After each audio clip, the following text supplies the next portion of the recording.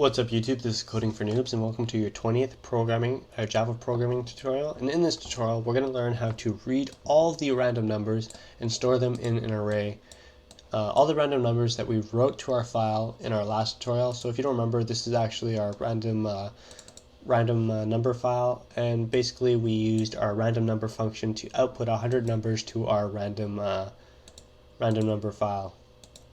Sorry, I'm just closing some Explorer windows, I guess you could say, that I have here, some File Explorer windows. Anyways, so just to be brief, or just to be quick in this tutorial, I'm actually going to just delete everything we had under void main, and I'm going to delete our static int create random int. So I'm just going to delete our function, but I am going to leave our java.io because this is actually required to read from the file. And okay, so right away in our main entry point we're going to declare a few variables. So I'm going to just comment it in variable declaration, and pretty much the first variable that I'm going to create is our file path. So we're going to have string file path equals new string, and this is going to be randoms.txt, I think we called it. I think that's our folder from before, our file from before. So real quick, I'm just going to check Java tutorials file handler random.txt, sorry, not randoms. Alright, so this is actually kind of important. Your file path needs to be the same as your the file that we're going to be reading from. So if you created a new project, just go ahead and take your randoms.txt and drop it into your new folder inside the folder where you can see bin and source, and pretty much from there you'll be able to read it. The next thing we're going to do is we're actually going to create a new type of variable called a buffered reader. And I mentioned this before, we can actually use a buffered reader to read and write from the console window, but we haven't done that yet because it's a little bit different than the scanner, and we actually have to parse our input, which you'll learn how to do in a minute. But yeah, so we're going to call it file input, I guess, and we're going to do buffered reader file input equals new buffered reader, and then we have a parameter to fill, and pretty much we have to do new file reader, kind of like in our old in our file, or like our print file application, but instead we're going to do file reader so we can read from the file, and then we have buffered reader. And again, we're going to see this little error here, and it's going to say oh, I have a spelling error, that's what's wrong. What is it? Buffered. There we go. Buffered reader. Alright, cool. And I believe there should be, oh no, there's no error, but we actually require this throw IO exception. I didn't delete that from before, but if I do delete this now, you're going to see that we need it because we are doing file handling, so we need to be able to handle the IO exception. And typically any IO exception we're going to get when file reading is the file is probably just not going to be there, but we don't need to worry about that yet. So the next thing we're going to do actually is create our array in which we're going to read our values into. So int array equals new int 100, because we created 100 values before and we wrote those to the file. Alright, so the next thing we're going to do is we're going to make a loop. So I'm just going to comment in here called input / process, because during our input stage we're also going to process and store all the values in the array.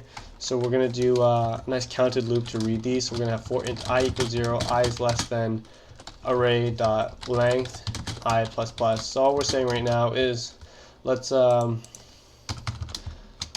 loop and keep reading from the file until our array is full. So the next thing we're going to do is array I is equal to, and basically now we're going to just select the index in the array that we're currently at to write, or like to store the value that we've read to it. And to do this, we're just going to do file input read line, and what this is going to do, it's going to read a line from the file, and it's going to store it as a string. Well, not store it as a string, but it's going to read it as a string. But because it's storing it as, or reading it as a string, sorry, you can see that we actually have an error. And if we hover over to see what this error is, we're going to say type mismatch, cannot convert from string to int. So you can try something that we learned before. It's called casting, but that's not going to work because we can't convert like that a string to an integer. What we actually have to do is we actually have to use a built-in function called parsing.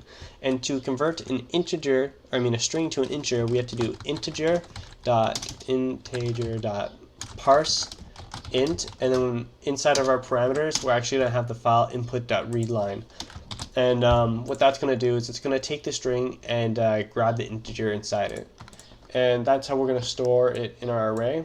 And then the next part of this program is actually really simple. It's just the output. And to do this, we're just going to do for int I equals 0, I is less than array.length, and I plus plus. And then we're just going to system.out.println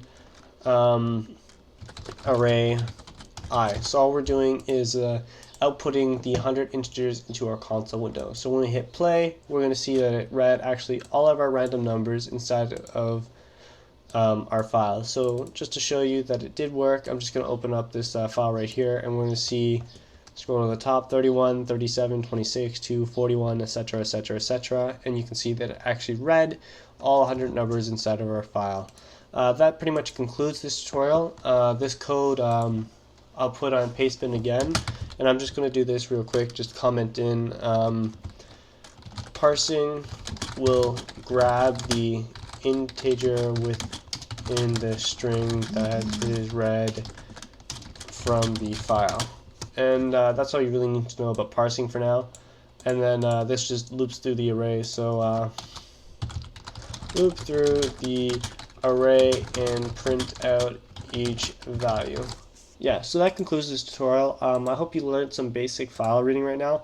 And from this, I think we're going to do maybe one more tutorial on file reading, and then we're going to get into some sorting algorithms with our arrays. So we're going to be able to sort this into like order, so like 2 will go to the top and like 90 will go to the bottom of the array. So like it's like 1, 2, 3, 4, 5 instead of like 2, 7, 9, 8 kind of thing. You know, it sorts it, puts it in order. I hope you learned something from this tutorial. If you have any questions, feel free to ask, and I'll do my best. Thanks for watching, and have a nice night.